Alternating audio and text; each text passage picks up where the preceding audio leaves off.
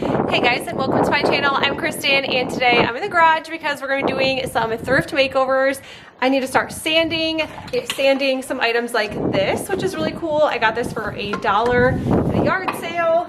So we have this. I'm going to sand that little guy down. $20 regular price at Hobby Lobby. A little sign I'm going to sand, and then this little tag I am also going to sand. Regular $10. I got this for 79 cents.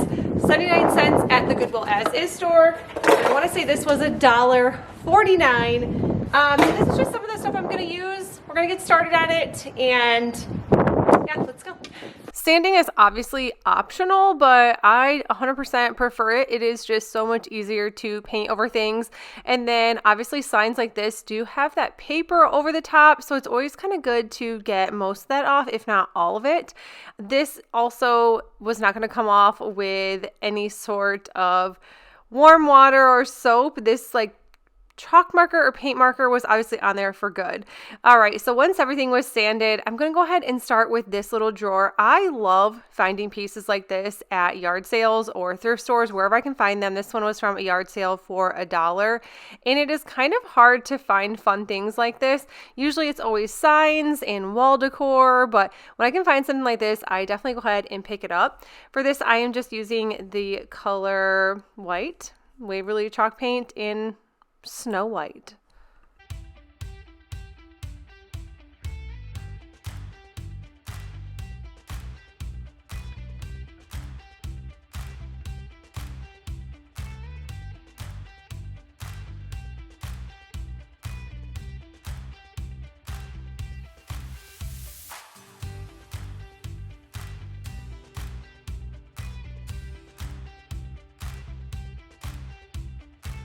I'm going to go ahead and use these rub-on transfers from Dollar Tree. Now, I have not seen a good rub-on transfer in Dollar Tree in a couple years.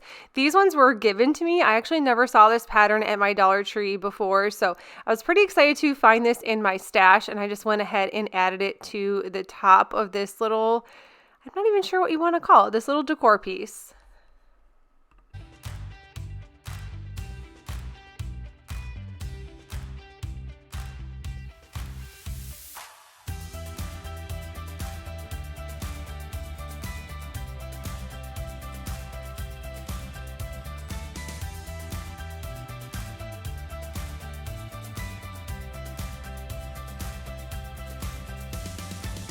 Also went ahead and added it to the front of the drawer, so it kind of looks similar to what it did in the beginning, but I just really liked these colors so much better.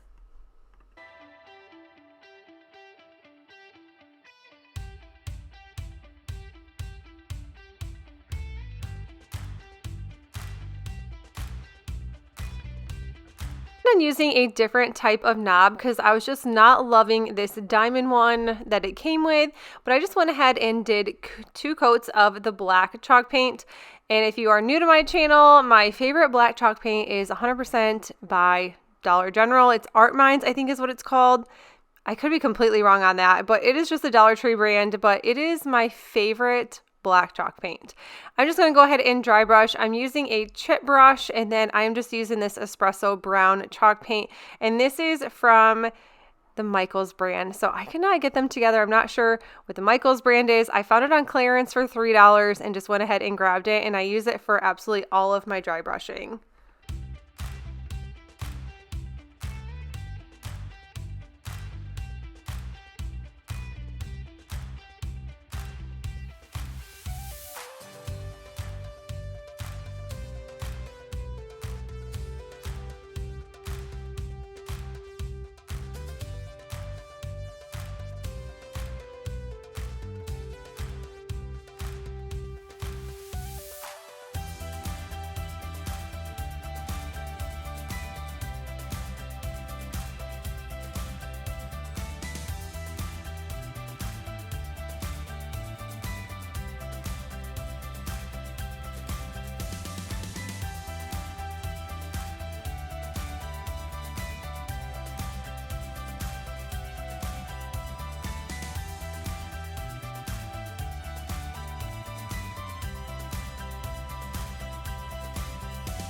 Next up is this larger chalkboard. I'm going to go ahead and use these wall art prints, these gallery art prints. I just grabbed these at Dollar Tree a couple days ago and I had to use them. I will be using them for more crafts, but I just wanted to share this one.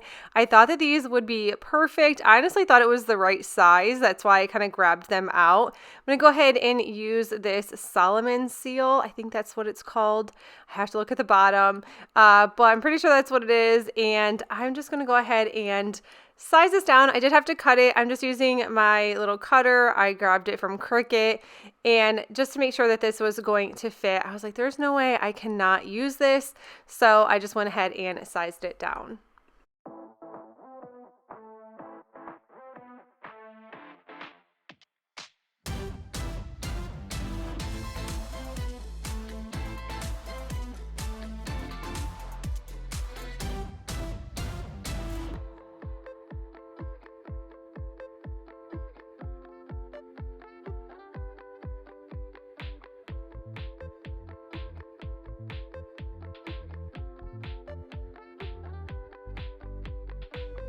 Now, I knew that my cuts were honestly on point. They were spot on, everything, but it just obviously was the chalkboard that was not the perfect size, because obviously I used like a good cutter and I was like, okay, how is this even happening to me right now? But we're going to fix it. It's okay that a little black is showing through the chalkboard. I went ahead and used my glue stick. I love using the Elmer's glue stick, specifically the purple, just because you can see where you actually put your glue. And I'm just going to go ahead and put that print right on the top. Now, this did need a little bit of extra help, so I wouldn't recommend the glue stick, although it doesn't leave like a bumpy spots in the frame or in the print like hot glue would. But I did just want to cover up the edges and the corners. So I went ahead and used some twine, and that hot glue around the edges with the twine seemed to hold this down perfect. And I just went all the way around the frame with the twine.